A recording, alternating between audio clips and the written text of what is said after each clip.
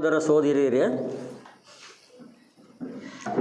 ಥಿಸಾಫಿಕಲ್ society ಸದಸ್ಯರಾದ ನಾವು 3 ಪವಿತ್ರ ಶಬ್ದಗಳನ್ನು ಪ್ರತಿ ದಿವಸ ನಮ್ಮ ಧ್ಯಾನದಲ್ಲಿ ನೆನಪು ಮಾಡಿಕೊಳ್ಬೇಕು ಅಂತ ನನ್ನ ಒಂದು ಕಳಕಳಿಯ ಮನವಿ ನಿಮ್ಮಲ್ಲಿ. ಆ ಪವಿತ್ರ ಶಬ್ದಗಳು ಯಾವುವೆಂದರೆ ಮಹಾತ್ಮರು, ಥಿಯಾಸಾಫಿಕಲ್ ಸೊಸೈಟಿ.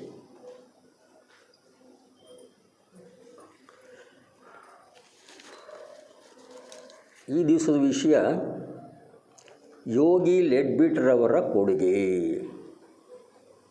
ಅಮೋಘವಾದ ಒಂದು ಕೊಡುಗೆಯನ್ನು ನಮ್ಮ ಥಿಸಾಫಿಕಲ್ ಸೊಸೈಟಿಗೆ ಆ ಮಹಾನ್ ಚೇತನ ಕೊಟ್ಟಿದ್ದಾರೆ. ನಮ್ಮ ಥಿಸಾಫಿಕಲ್ ಸೊಸೈಟಿ ಇತಿಹಾಸದಲ್ಲೇ ಗುರುಗಳ ಆದೇಶ ಬಂದ ತಕ್ಷಣ 3 ದಿನದಲ್ಲಿ ತನ್ನ ಸರ್ವಸ್ವವನ್ನು ತ್ಯಾಗ ಮಾಡಿ ತಾನು ಹುಟ್ಟಿದ ದೇಶವನ್ನು ತ್ಯಜಿಸಿ ಪರದೇಶಕ್ಕೆ, ಸಾವಿರಾರು ಮೈಲಿ ದೂರ ಇರುವ ಪರದೇಶಕ್ಕೆ, ಯಾಕೆ ಥಿಸಾಫಿಕಲ್ ಸೊಸೈಟಿಯ ಸೇವೆಗೋಸ್ಕರ ಪ್ರಯಾಣ ಮಾಡಿದ ಒಂದು ಉದಾಹರಣೆ ಯಾವುದಾದ್ರೂ ಇದ್ದರೆ ಅದು ನಮ್ಮ ಮಹಾನ್ ತ್ಯಾಗಿ ಯೋಗಿ ಲೆಡ್ಬಿಟ್ರ್, ಚಾರ್ಲ್ಸ್ ವೆಬ್ಸ್ಟರ್ ಲೆಡ್ಬಿಟರ್. ಅವ್ರು ಹೇಳ್ತಾರೆ, ಗುರುಗಳ ಆದೇಶವನ್ನು ಪಾಲಿಸುವುದೇ ನನ್ನ ಧರ್ಮ, ನನ್ನ ಕರ್ತವ್ಯ, ನನ್ನ ಬದುಕಿನ ಏಕೈಕ ಉದ್ದೇಶ, ಧ್ಯೇಯ ಅಂತ ಹೇಳ್ತಾರೆ ಅವರು. ಆ ರೀತಿ ತಿಳ್ಕೊಂಡವರು ತಮ್ಮ ಇಡೀ ಬದುಕನ್ನು ಥಿಸಾಫಿಕಲ್ ಸೊಸೈಟಿಯ ಒಂದು ಸೇವೆಗೆ ಮುಡುಪಾಗಿಡ್ತಾರೆ. ಯಾವುದಾದ್ರೂ ಒಂದು ಹುದ್ದೆ, ಪದವಿ ಏನಾದರೂ ನಿರೀಕ್ಷೆ ಮಾಡಿದರೆ ಅವರು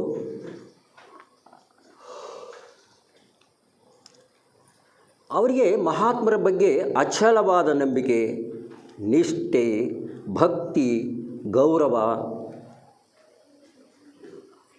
ಇಟ್ಕೊಂಡಿದ್ದ ಒಂದು ಆದರ್ಶ ಶಿಷ್ಯ ಅವರು, ಮಹಾನ್ ಚೇತನ. ತಮ್ಮ ಸೂಕ್ಷ್ಮ ದೃಷ್ಟಿಯ ಮೂಲಕ ಆಕಾಶ ದಾಖಲೆಗಳನ್ನು ಪರಿಶೋಧಿಸಿ ಮತ್ತು ತನ್ನ ಅನುಭವಗಳ ಆಧಾರದ ಮೇಲೆ ಅವರು ಹೆಚ್ಚು ಉಪಯುಕ್ತ ಗ್ರಂಥಗಳನ್ನು ನಮ್ಮ ಥಿಸಾಫಿಕಲ್ ಸೊಸೈಟಿಗೆ ಕೊಟ್ಟಿದ್ದಾರೆ. ಅವರು ಮಾಡಿದ ಆ ನಿಸ್ವಾರ್ಥ ಸೇವೆಗಾಗಿ ಮತ್ತು ಅತ್ಯಂತ ಸರಳ ಜೀವನವನ್ನು ನಡೆಸಿದರವರು. ಅವ್ರನ್ನ ಯೋಗಿ ಲೆಡ್ಬಿಟ್ರ್ ಅಂತ ಅನಿಸ್ಕೊಂಡ್ರವರು. ಇಂತಹ ಮಹಾನ್ ಪುರುಷ ಜನ್ಮ ತಾಳಿದ್ದು 1847 ಫೆಬ್ರವರಿ 17ರಂದು. ಮಗುವಿಗೆ ಚಾರ್ಲ್ಸ್ ಲೆಡ್ಬಿಟ್ರ್ ಅಂತ ನಾಮಕರಣ ಮಾಡ್ತಾರೆ. ಇವರ ತಮ್ಮನ ಹೆಸರು ಜೆರಾಲ್ಡ್. ಒಮ್ಮೆ ಇವರ ತಂದೆ ಈ ಬಾಲಕನನ್ನು ಒಂದು ವಸ್ತು ಪ್ರದರ್ಶನಕ್ಕೆ ಕರ್ಕೊಂಡು ಹೋಗ್ತಾರೆ. 4 ವರ್ಷದ ಬಾಲಕ. ಅಲ್ಲಿ ಆ ವಸ್ತು ಪ್ರದರ್ಶನದಲ್ಲಿ ಈ ಅಲಂಕಾರ ಮಾಡಿದ ಕುದುರೆಗಳ ಮೇಲೆ ರಾಜರ ಮೆರವಣಿಗೆ ನಡೀತಾ ಇತ್ತು. ಭಾರತ ದೇಶದ ರಾಜರುಗಳು ಅಲಂಕೃತ ಕುದುರೆಗಳ ಮೇಲೆ ಬರ್ತಾ ಇದ್ದು.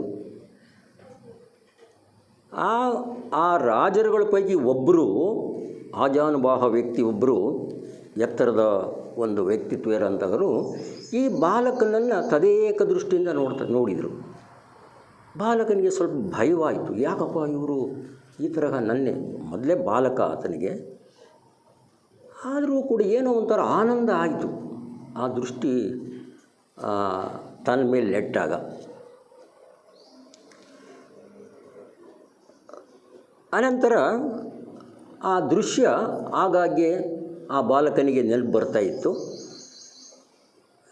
ಕೊನೆಗೆ ಇವರು ಥಿಸಾಫಿಕಲ್ ಸೊಸೈಟಿ ಸೇರಿದ ಮೇಲೆ ಲೆಡ್ಬಿಟ್ರು ಮಹಾತ್ಮ ಮೌರ್ಯರೇ ಅದನ್ನು ಅವರಿಗೆ ಜ್ಞಾಪಿಸ್ತಾರಂತೆ.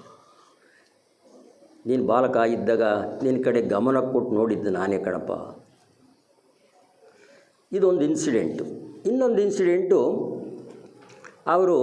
ಅವ್ರ ತಂದೆ ಸುಮಾರು ಒಂದು ಕಚೇರಿ ಸ್ಥಳದ ಯಾವುದೋ ಒಂದು ಕಚೇರಿಯಲ್ಲಿ ಮ್ಯಾನೇಜರ್ ಆಗಿದ್ದರು ಅವರು. ಆ ಸ್ಥಳದಿಂದ ಒಂದು 100 ಮೈಲಿ ದೂರದಲ್ಲಿ ಅವರು ಕೆಲಸದಲ್ಲಿ ನಿರತರಾಗಿದ್ದರು, ಆ ರೈಲ್ವೆ ಹಳಿ ಹಾಕೋ ಒಂದು ಇದರಲ್ಲಿ. ಅಲ್ಲಿಗೆ ಒಬ್ಬ ವ್ಯಕ್ತಿ 100 ಮೈಲಿ ದೂರದಲ್ಲಿದ್ದ ಕಚೇರಿಯಿಂದ ಒಬ್ಬ ವ್ಯಕ್ತಿ ಬಂದು ಅಲ್ಲಿಗೆ ಅವರಿಗೆ ಒಂದು ವಿಷಯ ತಿಳಿಸ್ತಾನೆ.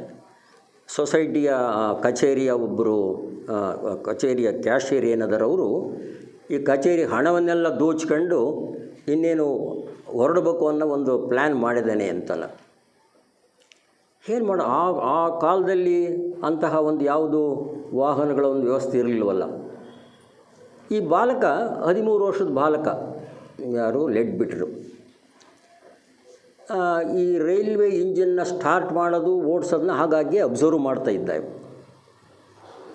ತಕ್ಷಣ ನಿರ್ಧಾರ ತಗೊಂಡು ಆತನೇ ಸ್ಟಾರ್ಟ್ ಮಾಡ್ಕೊಂಡು 100 ಮೈಲಿ ಸ್ಪೀಡಾಗಿ ಹೋಗಿಬಿಟ್ಟು ಅಲ್ಲಿ ಆತನ್ನು ತಡೆದು ಆ ಕ್ಯಾಶಿಯರ್ನ ಆ ಒಂದು ಏನು ಹಣ ದೋಚ್ತಿದ್ದ ಅದನ್ನು ವಾಪಸ್ ಪಡಿತಾನೆ. ಅಂದರೆ ಅಂತಹ ಧೈರ್ಯಶಾಲಿ ವ್ಯಕ್ತಿತ್ವ ಆತಂದು. ಇನ್ನು 3ನೇ ಇನ್ಸಿಡೆಂಟು, ಆತನ ಒಂದು ಸಂದರ್ಭದಲ್ಲಿ ಆತನ ತಮ್ಮ ಜೆರಾಲ್ಡ್ನ ಒಬ್ಬ ಮಾರ್ಟಿನೆಸ್ ಅನ್ನೋ ಒಬ್ಬ ವ್ಯಕ್ತಿ ಯಾವುದೋ ಒಂದು ಕಾರಣಕ್ಕೆ ಕೊಲೆ ಮಾಡ್ತಾನೆ. ಆ ಕೊಲೆ ಮಾಡಿದವನ ಮೇಲೆ ಇವನಿಗೆ ದ್ವೇಷ ಬಂದು ನಾನು ಅವನು ಕೊಂದೇ ತೀರಬೇಕು ಅಂತೇಳಿ ಡಿಸಿಷನ್ ತೊಗೊಂಡು ಇನ್ನೇನು ಕೊಲ್ಲಬೇಕು ಅನ್ನೋದ್ರಾಗೆ ಆ ಮೃತ ವ್ಯಕ್ತಿ ಏನದನ್ನ ಜೆರಾಲ್ಡು, ಆ ಮೃತ ವ್ಯಕ್ತಿಯ ಒಂದು ಆಕೃತಿ ಪ್ರತ್ಯಕ್ಷ ಆಗಿ ಆತನಿಗೆ ತಡೆಯುತ್ತೆ. ಅವನು ಕೊಲ್ಲಬೇಡ, ಬಿಟ್ಬಿಡು, ಕ್ಷಮಿಸಿಬಿಡು ಅಂತ. ಆ ಸಂದರ್ಭದಲ್ಲಿ ಲೆಡ್ಬಿಟ್ರು ಈ ರೀತಿ ತಿಳಿಸ್ತಾರೆ: ದ್ವೇಷವು ನನ್ನಿಂದ ಪೂರ್ತಿಯಾಗಿ ನಾಶವಾಯಿತು. ನನ್ನ ತಮ್ಮ ಈಗಲೂ ನನ್ನನ್ನು ಪ್ರೀತಿಸುತ್ತಿದ್ದಾನೆಂದು ತಿಳಿದು ಸಂತೋಷವಾಗಿದೆ. 15 ವರ್ಷಗಳ ನಂತರ ಅವನು ಬೇರೊಂದು ದೇಶದಲ್ಲಿ ಜನ್ಮ ತಾಳುತ್ತಾನೆ. ನಾವಿಬ್ಬರು ಬೇರೆ ಬೇರೆ ಶರೀರಗಳಲ್ಲಿದ್ದರೂ ಪರಸ್ಪರ ಗುರುತಿಸುತ್ತೇವೆ. ನಿಜವಾದ ಪ್ರೇಮ ಜೀವಿಗಳನ್ನು ಮರಣವು ಪ್ರತ್ಯೇಕಿಸಲಾರದು. ಅಲ್ಲಿಗೆ ದ್ವೇಷ ಪೂರ್ತಿ ಅವರಿಂದ ನಾಶವಾಯಿತು.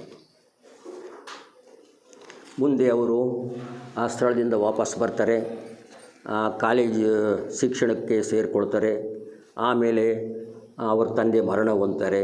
ಶಿಕ್ಷಣ ಜಾಸ್ತಿ ಮುಂದುವರ್ಸೋಕ್ಕಾಗಲ್ಲ, ಶಿಕ್ಷಣ ಮೊಟಕುಗೊಳಿಸ್ತಾರೆ. ಬಿಷಪ್ ಆಗಿ ನೇಮಕ ಆಗಲಿಕ್ಕೆ ಎಷ್ಟು ಬೇಕೋ ಅಷ್ಟು ಶಿಕ್ಷಣ ಪಡೆದು ಬಿಷಪ್ ಆಗಿ ನೇಮಕ ಮಾಡ್ತಾರೆ. ಅಲ್ಲಿ ಅವರು ಬಹಳ ಪ್ರಾಮಾಣಿಕತೆಯಿಂದ ಉತ್ಸಾಹದಿಂದ ಕೆಲಸ ಮಾಡ್ತಾರೆ. ನಂತರ ಪೂರ್ವಜನ್ಮದ ವಾಸನೆ ಅಂದರೆ ಹಿಂದಿನ ಜನ್ಮದ ಒಂದು ಸಂಸ್ಕಾರ ಬಲದಿಂದ ಅವರಿಗೆ ಮರಣಾನಂತರ ಜೀವನ, ಪುನರ್ಜನ್ಮದ ಬಗ್ಗೆ ಅವರ ನಂಬಿಕೆ ದೃಢವಾಗುತ್ತೆ. ಅವರ ಸ್ವಭಾವ ಹೇಗೆಂದರೆ ಶಿಸ್ತು ಜಾಸ್ತಿ, ಪರಿಶ್ರಮ, ಬೋಧನಾ ಕಲೆ ಮತ್ತು ಯಾವುದನ್ನು ಪೂರ್ಣವಾಗಿ ಪರಿಶೋಧಿಸಿ ತಿಳಿಯುವ ಸ್ವಭಾವ ಅವರದು.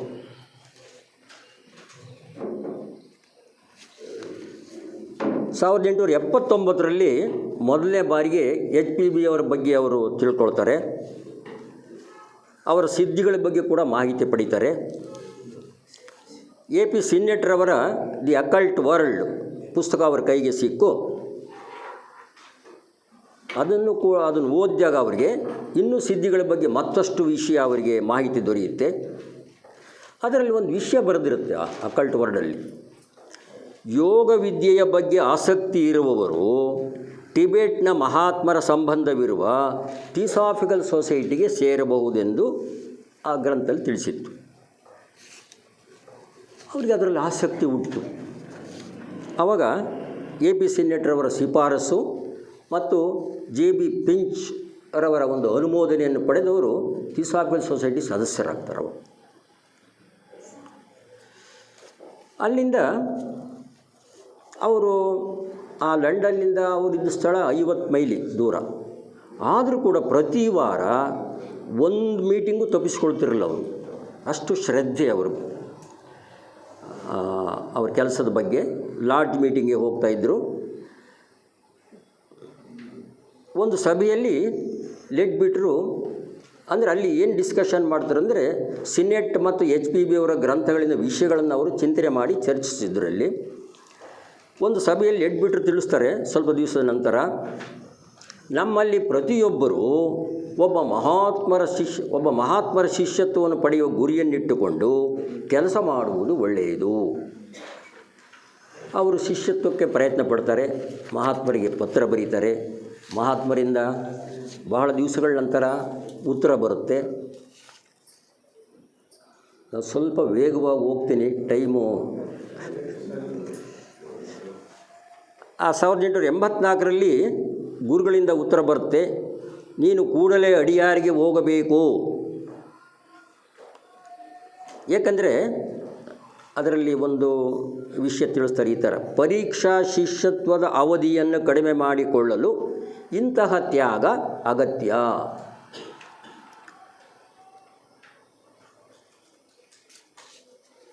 ತಕ್ಷಣ ಲೆಡ್ಬಿಟ್ರು 3-5 ದಿವಸದಲ್ಲಿ ಸಿದ್ಧರಾಗ್ತಾರೆ. ನೋಡಿ, ಅದಕ್ಕೇ ಮಹಾನ್ ತ್ಯಾಗಿ ಅಂತ ಕರೆಯೋದವ್ರನ್ನ. 3 ದಿವಸದಲ್ಲಿ ಏನಾದರೂ ಒಂದು ಸಣ್ಣ ಡಿಸಿಷನ್ ನಾವು ತಗೊಂಡು ತ್ಯಾಗ ಮಾಡೋಕ್ಕೆ ನಾವು ತಯಾರಿದ್ದೀವ? ಅವರು ಸರ್ವಸ್ವವನ್ನು ತ್ಯಾಗ ಮಾಡಿ ಆ ದೇಶದಿಂದ ಈ ದೇಶಕ್ಕೆ ಬರ್ತಾರೆ.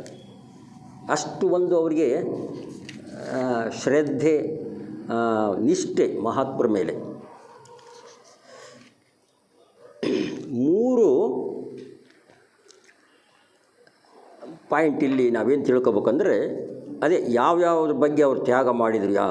ಲಂಡನ್ನಿನಲ್ಲಿ ತಮ್ಮೆಲ್ಲ ಕೆಲಸಗಳನ್ನು ಇನ್ನೊಬ್ಬರಿಗೆ ವಹಿಸಿದರು. ತಮ್ಮ ಉದ್ಯೋಗವನ್ನು ಬಿಟ್ಟು ಚರ್ಚ್ನೊಂದಿಗೆ ಸಂಬಂಧವನ್ನು ಪಾದ್ರಿಯಾಗಿದ್ದರಲ್ಲ, ಆ ಸಂಬಂಧ ಕಡ್ಕೊಂಡ್ರು. ಅದೊಂದು ತ್ಯಾಗ. ಎರಡನೇದು, ತನ್ನ ಬಂಧುಗಳಿಂದ ಶಾಶ್ವತವಾದ ಅಗಲಿಕೆ. ಅವ್ರ ಸೋದರ ಮಾವ ಸೋದರತ್ತೆ ಅವ್ರಿಗೆ ಇಷ್ಟ ಇರಲಿಲ್ಲ ಇವರು ಹೋಗಿ ಈ ಒಂದು ದಿವ್ಯ ಜ್ಞಾನದ ಸಂಸ್ಥೆಯಿಂದ ಹೋಗಲಿಕ್ಕೆ ಅವ್ರಿಗೆ ಇಷ್ಟ ಇರಲಿಲ್ಲ.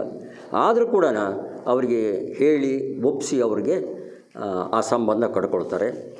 ಇನ್ನು ಮೂರನೇದು, ತಾನು ಇಷ್ಟಪಟ್ಟು ಮದುವೆಯಾಗಬೇಕೆಂದಿದ್ದ, ತಾನು ಹೆಚ್ಚು ಪ್ರೀತಿಸುತ್ತಿದ್ದ ಯುವತಿಯನ್ನು ವಿವಾಹವಾಗದೆ ಪ್ರಾಪಂಚಿಕ ಸುಖವನ್ನು ತ್ಯಜಿಸಿದ್ದು.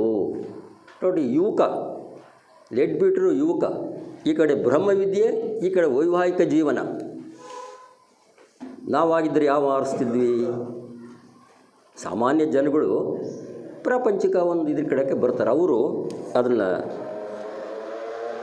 ತ್ಯಾಜ್ಯ ಮಾಡಿದರು. ಅವರು ಆರಿಸಿಕೊಂಡಿದ್ದು ಗುಪ್ತವಿದ್ಯೆಯನ್ನು.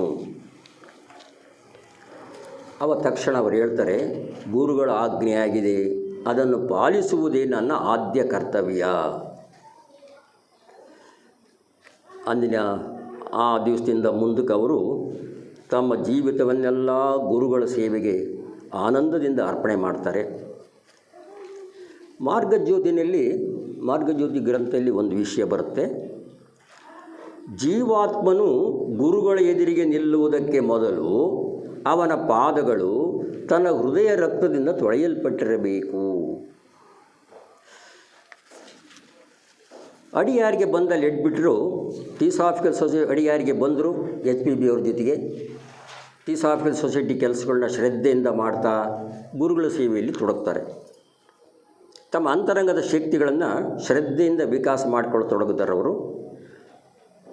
ಪ್ರಜ್ಞಾವತ್ತಾಗಿ ಭುವರ್ಲೋಕಕ್ಕೆ ಹೋಗಿ ಅಲ್ಲಿ ಕೆಲಸ ಮಾಡುವ ಶಕ್ತಿಯನ್ನು ಕೂಡ ಅವರು ಪಡೀತಾರೆ.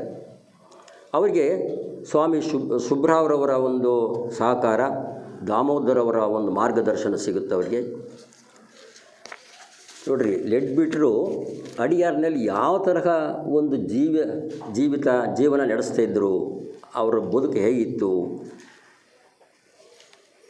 ಅಡಿಯಾರ್ನಲ್ಲಿ ಲೆಡ್ಬಿಟ್ರು ಒಬ್ಬ ಯೋಗಿಯ ಜೀವನ ನಡೆಸುತ್ತಿದ್ದರು, ತಪಸ್ವಿಯಂತೆ ಜೀವಿಸುತ್ತಿದ್ದರು. ಬೆಳಿಗ್ಗೆ ಸ್ವಲ್ಪ ಗೋಧಿ ತರಿ ಬೇಯಿಸ್ಕೊಳ್ಳೋದು, ಸ್ವಲ್ಪ ತಿನ್ನೋದು, ಅದನ್ನು ಮಧ್ಯಾಹ್ನಕ್ಕೆ ಸ್ವಲ್ಪ ಇಟ್ಕೊಳ್ಳೋದು, ಅದರ ಜೊತೆ ಸ್ವಲ್ಪ ಹಾಲು, ತೋಟದಲ್ಲಿ ಸಿಕ್ಕಿದರೆ ಮಾತ್ರ ಬಾಳೆಹಣ್ಣು. ಇಷ್ಟೇ ಅವರ ಆಹಾರ.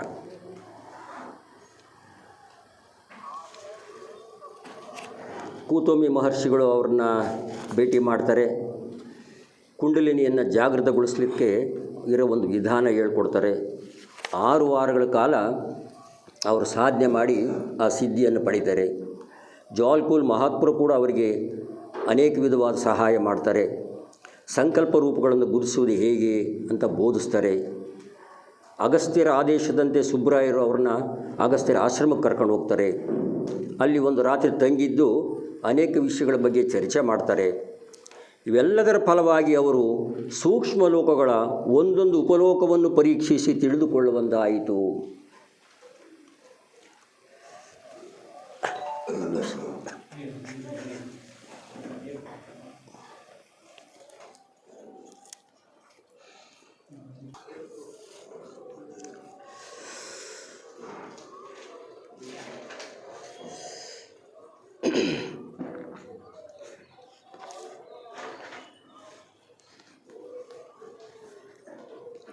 ಇವೆಲ್ಲದರ ಫಲವಾಗಿ ಅವರು ಸೂಕ್ಷ್ಮ ಲೋಕಗಳ ಒಂದೊಂದು ಉಪಲೋಕವನ್ನು ಪರೀಕ್ಷೆ ತಿಳಿದುಕೊಳ್ತಾರೆ. ವಿಶೇಷವಾದ ಶ್ರಮ ಪಡ್ತಾರೆ ಮತ್ತು ಮಹರ್ಷಿಗಳೆಲ್ಲರ ಆಶೀರ್ವಾದ ದಯೆಯಿಂದ ಅವರು ಸಕಲ ಶಕ್ತಿಗಳನ್ನು ಹೊಂದ್ತಾರೆ. ನಿರಂತರವಾಗಿ ಶಕ್ತಿಗಳು ವಿಕಾಸ ಹೊಂದ್ತವೆ. ಅವರು ಪರಮಗುರುಗಳಿಗೆ ಒಬ್ಬ ನಂಬಿಕೆಯುಳ್ಳ ಸೇವಕ ಆದರು. ಅಲ್ಲಿಂದ ಬರ್ಮಾಕ್ಕೆ ಹೋಗ್ತಾರೆ. ಅಲ್ಲಿ ಥಿಸಾಫಿಕಲ್ ಸೊಸೈಟಿ ಪ್ರಚಾರ ಮಾಡ್ತಾರೆ. 3 ಶಾಖೆಗಳಲ್ಲಿ ಪ್ರಾರಂಭ ಮಾಡ್ತಾರೆ. ಸಿಲೋನ್ಗೆ ತೆರಳ್ತಾರೆ. ಅಲ್ಲಿ ಸಿಲೋನ್ಗೆ ತೆರಳಬೇಕಾದ್ರೆ ಮಹಾತ್ಮರು ಅವರಿಗೆ ಎಚ್ಚರಿಕೆ ಕೊಡ್ತಾರೆ. ನೋಡಪ್ಪ, ನಿನ್ನ ತಮ್ಮ ಏನು ತೀರೋಗಿದ್ನಲ್ಲ ಜೆರಾಲ್ಡು, ಅಲ್ಲಿ ಹುಟ್ಟಿದಾನೆ, ಅವನ್ನ ಭೇಟಿ ಮಾಡಿ ನೀನು ಅವನಿಗೆ ಸ್ವಲ್ಪ ಟ್ರೈನಿಂಗ್ ಕೊಡು ಅಂತ ಹೇಳಿ ಕಳಿಸ್ತಾರೆ. ಅಲ್ಲಿ ಹೋಗಿ ಸಿಲೋನ್ನಲ್ಲಿ ಅವರು 13 ವರ್ಷದ ಜಿನ್ರಾಜ್ ದಾಸರವರು. ಜಿನ್ರಾಜ್ ದಾಸರೇ ಲೆಡ್ಬಿಟ್ರವರ ತಮ್ಮ. ಅವ್ರನ್ನ ಗುರುತಿಸ್ತಾರೆ. ಅನೇಕ ವಿಧವಾದ ಒಂದು ವಿದ್ಯಾಬುದ್ಧಿ ಅವರಿಗೆ ಕಲಿಸ್ತಾರೆ. ಆಮೇಲೆ ಅವರು ಫಾರಿನ್ನಲ್ಲಿದ್ದರು, ಪಾದ್ರಿಯಾಗಿದ್ದರು. ಎಂತಹ ಜೀವನ ನಡೆಸ್ತಾರೆ.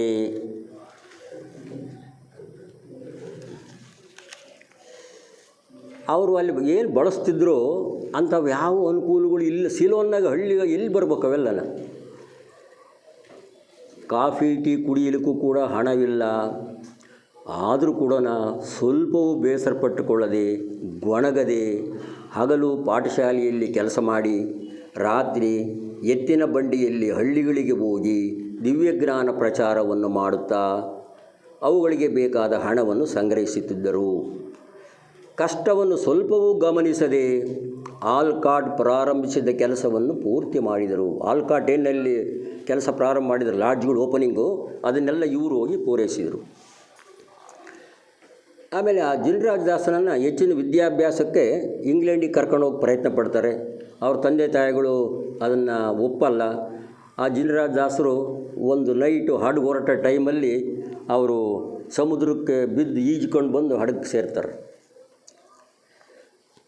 ಆ ಬಾಲಕನನ್ನು ಹತ್ತಿರಕ್ಕೆ ಕರೆದುಕೊಂಡು ಆ ಬಾಲಕ ಅಲ್ಲಿ ಬಂದ ಮೇಲೆ ಅವರು ಅವತ್ತು ರಾತ್ರಿ ನಿದ್ರೆ ಮಾಡ್ಬೇಕಾದ್ರೆ ಆ ಬಾಲಕನನ್ನು ಗುರುಗಳ ಹತ್ತಿರಕ್ಕೆ ಕರ್ಕೊಂಡು ಹೋಗ್ತಾರೆ. ಲೆಡ್ಬಿಟ್ರು ಗುರುಗಳು ದರ್ಶನ ಮಾಡಿಸ್ತಾರೆ. ಆಮೇಲೆ ಅವರು ಹೆಚ್ಚಿನ ವಿದ್ಯಾಭ್ಯಾಸಕ್ಕೆ ಅವ್ರನ್ನ ಲಂಡನ್ನಿಗೆ ಕರ್ಕೊಂಡು ಹೋಗ್ತಾರೆ. ಆ MA ಅವ್ರನ್ನ ಓದಿಸ್ತಾರೆ ಅಲ್ಲಿ.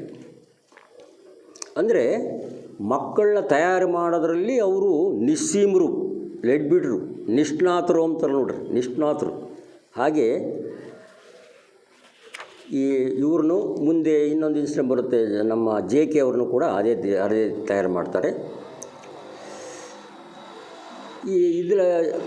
ಇಂಗ್ಲೆಂಡ್ನಲ್ಲಿದ್ದಾಗ ಮಹಾತ್ಮರು ಯಾವ ರೀತಿ ತಮ್ಮ ಶಿಷ್ಯರ ಹಿಂದೆ ಇದ್ದು ಅವ್ರನ್ನ ಕಾಪಾಡ್ತಾರೆ ಅಂತ ಒಂದು ಇನ್ಸಿಡೆಂಟ್. ರಾತ್ರಿ ಲೆಡ್ಬಿಟ್ರು ಹುಡುಗರಿಗೆ ಪಾಠ ಹೇಳಿ ಗಾಳಿ ಮಳೆಯಲ್ಲಿ ಛತ್ರಿ ಹಿಡ್ಕೊಂಡು ಬರ್ತಾ ಇರ್ತಾರೆ. ವಿಪರೀತ ಮಳೆ ಗಾಳಿ, ನೈಟ್ ಬರ್ತಾ ಇರ್ತಾರೆ ಛತ್ರಿ ಹಿಡ್ಕೊಂಡು.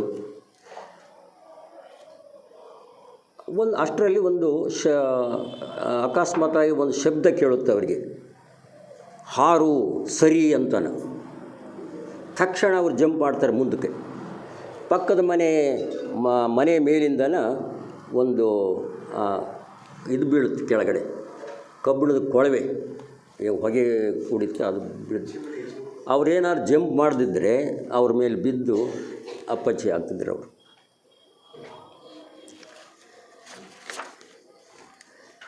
ಸಾವಿರದ 1894ರಿಂದ 1898ರವರೆಗೆ ಲೆಡ್ಬಿಟ್ರ್ ಮತ್ತು ಅನಿ ಬೆಸೆಂಟು ಸೂಕ್ಷ್ಮ ಲೋಕಗಳ ವಿಷಯಗಳ ಮೇಲೆ ಅನೇಕ ಪರಿಶೋಧನೆ ಮಾಡ್ತಾರೆ. ಸೂಕ್ಷ್ಮ ಲೋಕಗಳು, ಜನ್ಮಾಂತರಗಳು, ಅಣುಗಳ ರಚನೆ, ಮೂಲ ರಾಸಾಯನಿಕ ದ್ರವ್ಯಗಳ ನಿರ್ಮಾಣ, ಸಂಸರಣೆ, ಪ್ರಾಚೀನ ಕ್ರೈಸ್ತ ಮತದ ಚರಿತ್ರೆ, ಇವುಗಳ ಬಗ್ಗೆ ಅವರಿಬ್ಬರು ಪರಿಶೋಧಿಸಿದ ವಿಷಯಗಳವು. ಲೆಡ್ಬಿಟ್ರ್ ಮುಂದೆ ಈ ಸಮುದ್ರಕ್ಕೆ ಅದೇ ಪ್ರತಿ ದಿವಸ ಹೋಗ್ತಿದ್ರಲ್ಲ, ಅಲ್ಲಿ ಆ JK ಅವ್ರನ್ನ ನೋಡ್ತಾರೆ. ಅವರಲ್ಲಿ ಏನೋ ಒಂದು ವಿಲಕ್ಷಣವಾದ ಶಕ್ತಿ ಇರೋದನ್ನ ಗುರುತಿಸ್ತಾರೆ, ಪ್ರತಿಭೆ ಇರೋದನ್ನ. ಆ ದಿನ ರಾತ್ರಿ ಅವರ ಹಿಂದಿನ ಜನ್ಮಗಳ ಬಗ್ಗೆ ಪರಿಶೀಲನೆ ಮಾಡ್ತಾರೆ. ಆ ಹುಡುಗ ಬಾಲಕ ಅವನು ಪರಿಶೀಲನೆ ಮಾಡಿದಾಗ ಮೈತ್ರೇಯ ಮಹರ್ಷಿಗಳು ಕೃಷ್ಣಮೂರ್ತಿಯವರ ಶರೀರವನ್ನು ಬಳಸುವ ಸೂಚನೆಗಳನ್ನು ಕಾಣ್ತಾರೆ. ಅವರು ಮುಂದೆ ಇವರು ಜಗದ್ಗುರುಗಳಾಗ್ತಾರೆ. ಇವ್ರ ದೇಹವನ್ನು ಮೈತ್ರೇಯರು ಉಪಯೋಗಿಸ್ತಾರೆ, ಬಳಸ್ತಾರೆ ಅಂತ. ಆವಾಗ ಗುರುಗಳ ಒಪ್ಪಿಗೆ ಪಡೆದು ಅವರಿಗೆ ಶಿಕ್ಷಣ ಕೊಡ್ತಾರೆ. ಇದರಿಂದ JK ಅವರಿಗೆ ರಾತ್ರಿ ಸೂಕ್ಷ್ಮ ಶರೀರದಲ್ಲಿ ಗುರುಗಳನ್ನು ಭೇಟಿ ಮಾಡಿ ಅವರ ಬೋಧನೆ ಕೇಳಿ ಮಾರನೇ ದಿನ ಬೆಳಿಗ್ಗೆ ಅದನ್ನು ಬರೆದಿಡುವ ಒಂದು ಅವಕಾಶ ಸಿಗುತ್ತೆ. ಕೂತುಂಬಿ ಋಷಿಗಳ ಅನುಮತಿಯಂತೆ ಅಂದರೆ ಗುರುಗಳ ಒಂದು ಅನುಮತಿ ತಗೊಂಡು at the feet of the master ಒಂದು ಗ್ರಂಥ ಬರೀತಾರೆ. ಅದು ಪ್ರಕಟವಾಗುತ್ತೆ.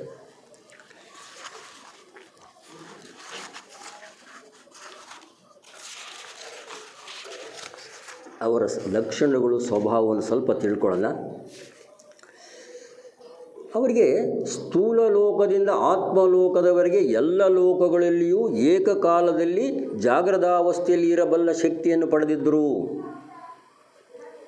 ನಮಗೆ ಜಾಗೃತ ಪ್ರಜ್ಞೆ ಮಾತ್ರ ಇದೆ, ಬೇರೆ ಸೂಕ್ಷ್ಮ ಲೋಕಗಳ ಪ್ರಜ್ಞೆ, ಇನ್ನು ಕಾಮಲೋಕದ ಪ್ರಜ್ಞೆಯನ್ನು ನಾವು ಬೆಳೆಸ್ಕೋಬೇಕಾಗಿದೆ. ಅವರು ಏಕಕಾಲದಲ್ಲಿ 7 ಲೋಕಗಳ ಪ್ರಜ್ಞೆಯಲ್ಲಿ ಇರೋರಂತೆ. 7 ಲೋಕಗಳ ಪ್ರಜ್ಞೆ ಇರೋದು ಅವರಿಗೆ. ಆಮೇಲೆ ಕಾಮಲೋಕದ ದೇವತಾ ಗಣಗಳೊಡನೆ ದೇವ ಭಾಷೆಯಲ್ಲಿ ವ್ಯವಹರಿಸಬಲ್ಲವರಾಗಿದ್ದರು.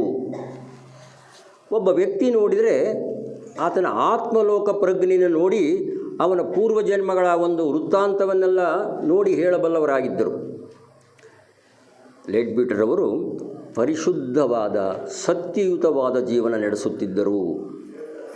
ಅವರ ಬಾಯಿಯಿಂದ ಬೇರೆಯವರ ವಿಷಯವಾಗಿ ಕೆಟ್ಟ ಮಾತು ಬರುತ್ತಿರಲಿಲ್ಲ. ತನ್ನನ್ನು ದ್ವೇಷಿಸಿದವರನ್ನು ಕೂಡ ಪ್ರತಿಯಾಗಿ ಅವರು ದ್ವೇಷಿಸಲಿಲ್ಲ.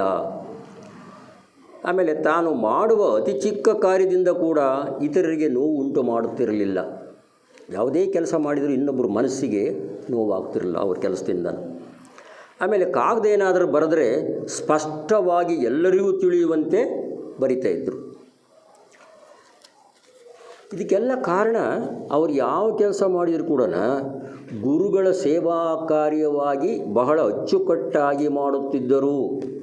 ಗುರುಗಳಿಗೆ ಅರ್ಪಣೆ ಮಾಡ್ಕೊಂಡು ಮಾಡೋರು ಪ್ರತಿಯೊಂದು ಕೆಲಸನ. ಅವರು 4ನೆಯ ಪರಮಹಂಸ ದೀಕ್ಷೆಯನ್ನು ಹೊಂದಿದ್ದರು. ಆಮೇಲೆ ಚರ್ಚು, ಮೇಸನ್ರಿ ಇವುಗಳ ಸಂಸ್ಕಾರ ಕಾರ್ಯ ನಡೀಬೇಕಾದ್ರೆ ಅದರಲ್ಲೇನಾದರೂ ಅವ್ರು ಭಾಗವಹಿಸಿದರೆ ದಿವ್ಯ ಶಕ್ತಿಗಳು ಪ್ರತ್ಯಕ್ಷವಾಗಿ ಆ ಸಂಸ್ಕಾರವನ್ನು ಸಾರ್ಥಕವಾಗುವಂತೆ ಮಾಡುತ್ತಿದ್ದವು. ಅವರು ಒಳ್ಳೆಯ ಗಾಯಕರಾಗಿದ್ದರು. ಮಕ್ಕಳೊಡನೆ ಆಟಗಳಲ್ಲಿ, ಹಾಡುಗಳಲ್ಲಿ ಭಾಗವಹಿಸ್ತಿದ್ದರು. ಟೆನ್ನಿಸ್ ಆಡ್ತಾಯಿದ್ರು. ಆಗಾಗ ಸಮುದ್ರದಲ್ಲಿ ಈಜ್ತಾಯಿದ್ರು. ಆಮೇಲೆ ಮರಗಳಲ್ಲಿ ಒಂದೊಂದು ಮರವನ್ನು, ಮುಖ್ಯವಾಗಿ ಒಂದು ಬಲಿತ ದೊಡ್ಡ ಮರವನ್ನು ಆಶ್ರಯಿಸಿ ಒಂದು ದೇವತೆ ಇರುತ್ತದೆ ಎಂದು, ಆ ಮರಕ್ಕೇನಾದರೂ ಹಾನಿ ಮಾಡಿದರೆ ಆ ದೇವತೆಗೆ ದುಃಖವಾಗುತ್ತದೆ ಎಂದು ಹೇಳುತ್ತಿದ್ದರು. ಮರಗಳು ಅಲ್ಲದೇ ಒಂದೊಂದು ಬೆಟ್ಟ, ಒಂದೊಂದು ಜಲಾಶಯ, ಒಂದೊಂದು ಪ್ರಾಂತ್ಯವನ್ನು ಕೂಡ ಆಶ್ರಯಿಸಿ ಒಂದು ದೇವತೆ ಇರುತ್ತಂತೆ. ಅಂತಹ ದೇವತೆಗಳನ್ನು ಕೂಡ ನಾನು ಸಂಭಾಷಣೆ ಮಾಡಿದ್ದೀನಿ ಅಂತ ಅವರು ತಿಳಿಸ್ತಿದ್ದರು. ಲೆಡ್ಬಿಟ್ರ್ ಸಂಪರ್ಕಕ್ಕೆ ಬಂದ ಯಾವ ಪ್ರಾಣಿಗಾದರೂ ಆತ್ಮಾಭಿವೃದ್ಧಿಯನ್ನು ಹೊಂದಿ ಸಂಸರಣೆಯಲ್ಲಿ ತ್ವರಿತಗತಿಯಿಂದ ಪ್ರಗತಿ ಹೊಂದುವಂತೆ ಮಾಡುತ್ತಿದ್ದರು. ಯಾವುದೇ ಒಬ್ಬ ವ್ಯಕ್ತಿ ಒಂದು ಪ್ರಾಣಿ ಅವರ ಸಂಪರ್ಕಕ್ಕೆ ಬಂದರೆ ಅದರ ಆತ್ಮಾಭಿವೃದ್ಧಿಯನ್ನು ಹೊಂದಿಯದು ಸಂಸರಣೆಯಲ್ಲಿ ಬಹಳ ಬೇಗ ಮುಂದೆ ಹೋಗಲಿಕ್ಕೆ ಅವರು ಸಹಾಯ ಮಾಡ್ತಿದ್ದರು. ಯಾವ ರೀತಿ? ಆ ಪ್ರಾಣಿಯಲ್ಲಿರುವ ಪ್ರೇಮವನ್ನು ಮೇಲಕ್ಕೆ ಎತ್ತಿ ಆ ಪ್ರೇಮದ ಮೂಲಕ ಆ ಪ್ರಾಣಿಯ ಪುರೋಭಿವೃದ್ಧಿಯಾಗುವಂತೆ ಮಾಡುತ್ತಿದ್ದರು. ಇನ್ನು ಅವರ ರಚನೆಗಳು ನೋಡೋಣ.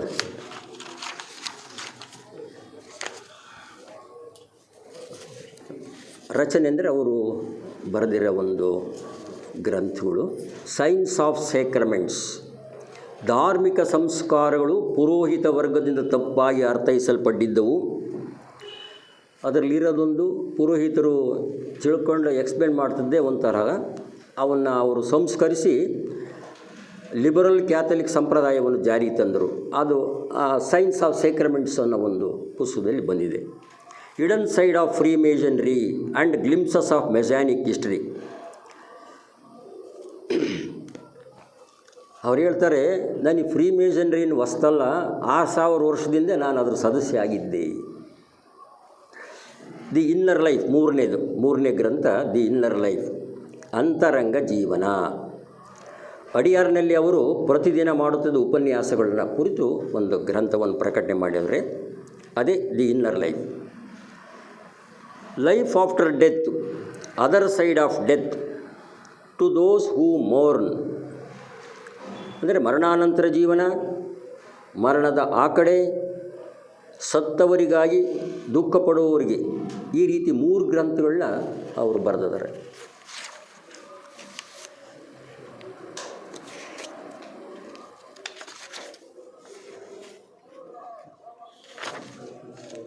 ಇನ್ವಿಸಿಬಲ್ ಹೆಲ್ಪರ್ಸ್, ಅದೃಶ್ಯ ಸಹಾಯಕರು. ಕಾಮಲೋಕದಲ್ಲಿ ಪ್ರಜ್ಞೆಯಿಂದ ಸಂಚರಿಸಬಲ್ಲವರು, ಅಲ್ಲಿ ಅನೇಕ ವಿಧವಾದ ಪರೋಪಕಾರವನ್ನು ಮಾಡುತ್ತಿರುವವರು. ಅಕಲ್ಟ್ ಕೆಮಿಸ್ಟ್ರಿ, ರಾಸಾಯನಿಕ ಪರಮಾಣುಗಳ ವಿಷಯವಾಗಿ ಮಾಡಿದ ಪರಿಶೋಧನೆಗಳು. ಮಾಸ್ಟರ್ಸ್ ಆ್ಯಂಡ್ ದಿ ಪಾತ್, ಪರಮಗುರುಗಳು ಎಲ್ಲೆಲ್ಲಿದ್ದಾರೆ ಆ ಸ್ಥಳಗಳು, ಅವರ ಸ್ವರೂಪ, ಅವರು ಮಾಡುವ ಕೆಲಸ ಮುಂತಾದ ವಿಷಯಗಳು. ಹಿಡನ್ ಸೈಡ್ ಆಫ್ ಥಿಂಗ್ಸ್, ವಸ್ತುಗಳ ರಹಸ್ಯ ಭಾಗ. ಕಾಯ ವಾಚ ಮನಸ, ನಾವು ಮಾಡುವ ಕರ್ಮಗಳಿಗೆ ನಮಗೆ ಕಾಣಿಸದ ಫಲಗಳು. ಮ್ಯಾನ್ ವಿಸಿಬಲ್ ಆ್ಯಂಡ್ ಇನ್ವಿಸಿಬಲ್, ಮನುಷ್ಯನ ಸೂಕ್ಷ್ಮ ಶರೀರಗಳ ರೂಪಗಳನ್ನು ಅವು ಯಾವ ಸ್ಥಿತಿಯಲ್ಲಿ ಯಾವ ವಿಧವಾಗಿ ಬದಲಾಗುತ್ತವೆ ಎಂಬ ವಿವರಣೆ ಚಿತ್ರಪಟಗಳೊಡನೆ. How Theosophy came to me, ನನಗೆ ಥಿಯಾಸಫಿ ಹೇಗೆ ಲಭಿಸಿತು. ಮಾನಡ್, ಪ್ರಜ್ಞಾನಾಂಶು. ಕ್ಲೇರ್ವಾಯನ್ಸ್, ಸೂಕ್ಷ್ಮ ದೃಷ್ಟಿ. ಇದರಲ್ಲಿ ಸೋದರ ಲೆಡ್ಬಿಟ್ರವರ ಆಂತರಿಕ ಶಕ್ತಿಗಳ ಅನುಭವಾತ್ಮಕ ವಿವೇಚನೆ ಅಂತದು ಕ್ಲೇರ್ವಾಯನ್ಸ್, ಅಂದರೆ ಅದರ ವಿವರಣೆ ಇದೆ ಅಂತೆ. ಟೆಕ್ಸ್ಟ್ ಬುಕ್ ಆಫ್ ಥಿಯಾಸಫಿ, ಥಿಯಾಸಫಿಯ ಕೈಪಿಡಿ. ಆಸ್ಟ್ರಲ್ ಪ್ಲೇನ್, ಮಾನಸಿಕ ರೂಪುರೇಷೆಗಳನ್ನು ವೈಜ್ಞಾನಿಕ ರೀತಿಯಲ್ಲಿ ಪ್ರಕಟಪಡಿಸಿದ ಗ್ರಂಥ. ದಿ ದೇವಚಾನಿಕ್ ಪ್ಲೇನ್, ಸ್ವರ್ಗಲೋಕಗಳ ಚಲನೆ. ಚಕ್ರಾಸ್, ಚಕ್ರಗಳು. ಡ್ರೀಮ್ಸ್, ಸ್ವಪ್ನಗಳು, ಇವು ಏನು, ಇವುಗಳ ಅಸ್ತಿತ್ವ, ಆಧಾರಗಳ ಸಮೀಕ್ಷಣೆ. Beginning of the first root race, ಮಾನವ ಜನಾಂಗದ ಯೋಜನೆ. ಆನ್ ಔಟ್ಲೈನ್ ಆಫ್ ಥಿಯಾಸಫಿ, ಥಿಯಾಸಫಿಯ ಚೌಕಟ್ಟು. ಇವುಗಳಲ್ಲದೆ ಕ್ರಿಶ್ಚಿಯನ್ ಕ್ರೀಡ್, ಅಂದರೆ ಮತಭಾವನೆಗಳ ಮೇಲ್ಮೆಯ ವಿವರಣೆ, ಅದಕ್ಕೆ ಸಂಬಂಧಪಟ್ಟ ಒಂದು ವಿವರಣೆ ಇದೆ ಅದರಲ್ಲಿ. Hidden side of large meetings, law of sacrifice, relation with children, ಮಕ್ಕಳೊಡನೆ ನಾವು ಯಾವ ತರಹ ಸಂಪರ್ಕ ಇಟ್ಕೋಬೇಕು, ಮಕ್ಕಳ ಬೆಳವಣಿಗೆಗೆ ದೊಡ್ಡವರು ಹೇಗೆ ವರ್ತಿಸಬೇಕು ಅನ್ನೋ ಒಂದು ವಿವರಣೆ ಇದರಲ್ಲಿದೆ. The power and use of thought, vegetarianism and occultism, the perfume of Egypt and other world stories, the world mother as symbol, ಜಗದಾಂಬೆಯ ಚಿಹ್ನೆ, ಅದರ ವಾಸ್ತವಿಕತೆ. ಆಮೇಲೆ ಅನ್ನಿ ಬೆಸೆಂಟ್ರ ಜೊತೆಗೂಡಿ ಅವರು ಮಾಡಿದ ಒಂದು ಪರಿಶೋಧನೆ ಫಲವಾಗಿ ಅವರು ಕೆಳಗಿನ ಗ್ರಂಥಗಳನ್ನ ಬರೆದಿದ್ದಾರೆ. Man, whence, how and whither. ಮಾನವನು ಎಲ್ಲಿಂದ, ಹೇಗೆ, ಎಲ್ಲಿಗೆ ಎಂಬ ಗ್ರಂಥವನ್ನು ಬರೆದಿದ್ದಾರೆ. ಇದಕ್ಕೆ ದಿವ್ಯಜ್ಞಾನ ಪುರಾಣ ಅಂತ ಕರೀತಾರಂತೆ. ದಿವ್ಯಜ್ಞಾನ ಪುರಾಣ. ಇದರಲ್ಲಿ ಚಂದ್ರಮಂಡಲದಲ್ಲಿ ಸೃಷ್ಟಿಯ ವಿಕಾಸವನ್ನು ಒಳಗೊಂಡು ಭೂಮಂಡಲದಲ್ಲಿ 7ನೇ ಮನುಷ್ಯ ವರ್ಗದ ವಿಕಾಸದವರೆಗೆ ವಿವರಣೆ ಇದೆ. ಎರಡನೇದು ಥಾಟ್ ಫಾರಮ್ಸ್, ಸಂಕಲ್ಪ ರೂಪಗಳು. ಇದರಲ್ಲಿ ನಾವು ಮಾಡುವ ಎಲ್ಲ ವಿಧವಾದ ಆಲೋಚನೆಗಳ ಫಲಿತಾಂಶಗಳನ್ನು ವಿವರಣೆ ಮತ್ತು ಆಯಾ ಸಂಕಲ್ಪಗಳು ಹೊಂದುವ ಸೂಕ್ಷ್ಮ ರೂಪಗಳನ್ನು ಬಣ್ಣಗಳೊಡನೆ ಕೂಡಿದ ಚಿತ್ರಪಟಗಳೊಡನೆ ವಿವರಣೆ. At the feet of the master. ಈ ಗ್ರಂಥಕ್ಕೆ ವ್ಯಾಖ್ಯಾನ ಲೆಡ್ಬಿಟರ್, ಅನಿ ಬೆಸೆಂಟ್, ಅರುಂಡೇಲ್ ಈ 3 ಜನರು ಸೇರಿ ಅದಕ್ಕೆ ವ್ಯಾಖ್ಯಾನ ಬರೆದಿದ್ದಾರೆ. ಅದರಲ್ಲೂ ಲೆಡ್ಬಿಟರ್ ಅವರು ಬರೆದಿರುವ ವ್ಯಾಖ್ಯೆಯಲ್ಲಿ ಅನೇಕ ಅದ್ಭುತ ವಿಷಯಗಳಿವೆ. JK ಅವರ ಮುಂದಿನ ಗ್ರಂಥ, JK ಅವರ ಪೂರ್ವಜನ್ಮಗಳ ಚರಿತ್ರೆಯನ್ನು ಯೋಗ ದೃಷ್ಟಿಯಿಂದ ನೋಡಿ ಆ ಚರಿತ್ರೆಯನ್ನು 2 ಸಂಪುಟಗಳಾಗಿ ಪ್ರಕಟಿಸಿದ್ದಾರೆ. Voice of silence, light on the path, ಇದಕ್ಕೂ ಕೂಡ ವ್ಯಾಖ್ಯಾನ ಬರೆದಿದ್ದಾರೆ. ಇವರು ಬರೆದಿರೋ ಗ್ರಂಥಗಳು ಯೋಗ ಸಾಧಕರಿಗೆ ಬೇಕಾದಂಥ ಒಂದು ರಹಸ್ಯ ವಿಷಯಗಳನ್ನು ಬಹಳ ವಿವರವಾಗಿ ಇದರಾಗ ಬೋಧಿಸಿರೋ ಒಂದು ಅಪೂರ್ವ ಗ್ರಂಥಗಳಿವು. 1912ರಲ್ಲಿ ಮತ್ತೆ ಆಸ್ಟ್ರೇಲಿಯಾಕ್ಕೆ ಹೋಗಿ ಸಿಡ್ನಿ ನಗರದಲ್ಲಿರುವ TSನ ಕಾರ್ಯಾಲಯವನ್ನು ವಿಶೇಷವಾಗಿ ಅಭಿವೃದ್ಧಿ ತರ್ತಾರೆ. ಅಲ್ಲಿ ಅನೇಕ ಯುವಜನರಿಗೆ ಶಿಕ್ಷಣ ಕೊಟ್ಟು ಅವರನ್ನು ಗುರುಗಳ ಸೇವಕ ವೃಂದದಲ್ಲಿ ಸೇರಿಸ್ತಾರೆ. ಅವರ ಜನ್ಮಗಳು ಧನ್ಯವಾಗುವಂತೆ ಮಾಡ್ತಾರೆ. ಅಲ್ಲಿ ಸುಮಾರು 8 ವರ್ಷ ವಾಸವಿದ್ದು ವಾಪಸ್ ಅಡಿಯೇರಿಗೆ ಬರ್ತಾರೆ. ನೋಡಿ, ಇನ್ನೊಂದು ಬಹಳ ಮುಖ್ಯವಾಗಿ ಗಮನಿಸಬೇಕಾದ ವಿಷಯ, ಇಲ್ಲಿ ಕರ್ನಾಟಕ ಫೆಡರೇಷನ್ನಿನ ಒಂದು ವಾರ್ಷಿಕ ಸಮ್ಮೇಳನ ಮೈಸೂರಿನಲ್ಲಿ KR ಸಾಗರದಲ್ಲಿ ನಡೆದಾಗ ಅದರ ಅಧ್ಯಕ್ಷರಾಗಿದ್ದರು. ಅದು ಯಾವ ಇಸ್ವಿ ಏನೊಂದು ವಿವರಣೆ ಇಲ್ಲ ಇಲ್ಲಿ.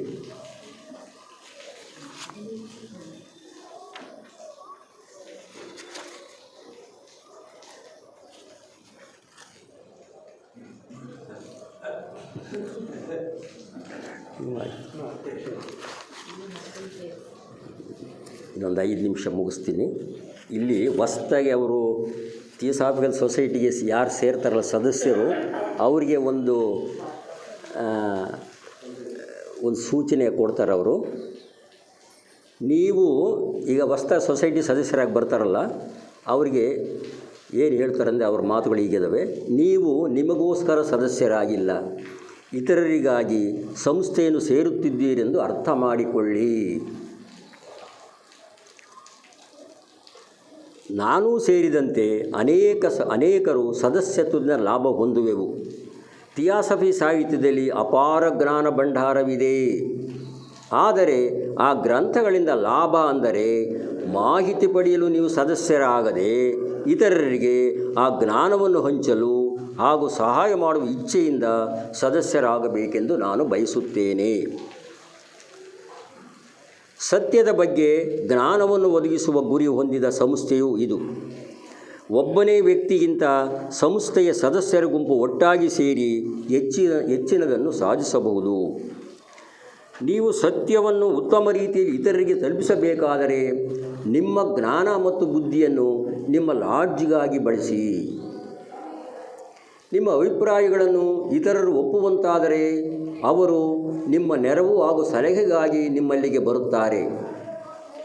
ಪ್ರತಿಯೊಬ್ಬ ಥಿಯಾಸಫಿಸ್ಟನು ಕೆಲವು ಗುಂಪಿನ ಜನರಿಗಾಗಿ ಥಿಯಾಸಫಿಯನ್ನು ಪ್ರತಿನಿಧಿಸುತ್ತಾನೆ.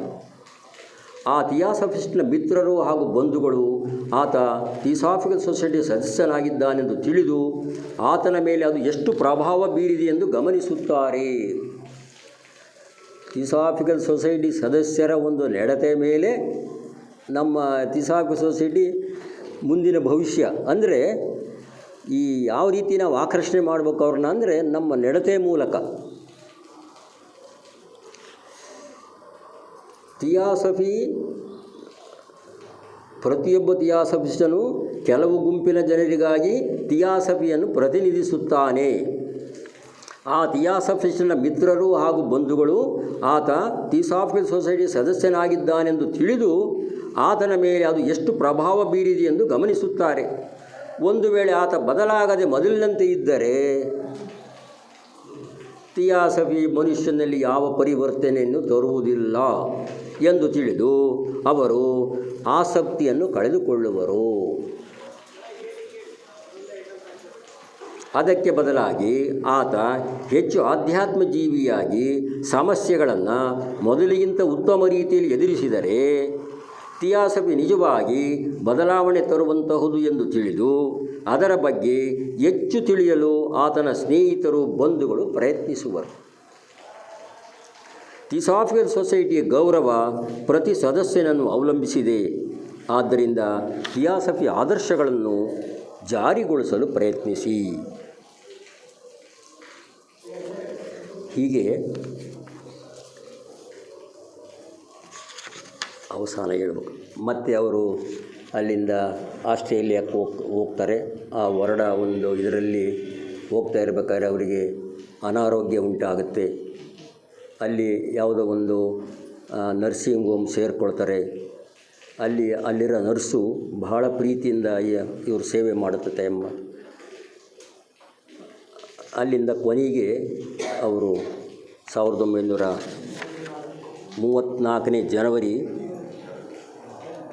ಮಾರ್ಚ್ 31 ತಮ್ಮ ಸ್ಥೂಲ ದೇಹವನ್ನು ಬಿಡ್ತಾರೆ. ಹೀಗೆ 51 ವರ್ಷಗಳ ಕಾಲ ತಮ್ಮ ಬದುಕನ್ನು ಅವರು ಥಿಯಾಸಾಫಿಕಲ್ ಸೊಸೈಟಿಗೆ ಮೀಸಲಾಗಿಡ್ತಾರೆ. ದಾಖಲೆಯನ್ನು ಸ್ಥಾಪಿಸಿದ ಚಾರ್ಲ್ಸ್ ವೆಬ್ಸ್ಟರ್ ಲೆಡ್ಬಿಟರ್ ಥಿಯಾಸಾಫಿಕಲ್ ಸೊಸೈಟಿಯಲ್ಲಿ ಅವರು ಯಾವುದೇ ಅಧಿಕಾರ ಪದವಿಯನ್ನು ಹೊಂದದಿದ್ದರೂ ಸಂಸ್ಥೆಗಾಗಿ ಅವರು ನೀಡಿದ ಕೊಡುಗೆ, ಮಾಡಿದ ತ್ಯಾಗ ಉನ್ನತ ಮಟ್ಟದ್ದು. ಆ ದಿಸೆಯಲ್ಲಿ ನಾವು ಕೂಡ ಥಿಯಾಸಾಫಿಕಲ್ ಸೊಸೈಟಿ ಸದಸ್ಯರು ಆ ಹಾದಿಯಲ್ಲಿ ಸಾಗೋಣ ಅಂತ ಹೇಳಿ ನಾನು 2 ಮಾತುಗಳನ್ನು ಮುಗಿಸ್ತೀನಿ.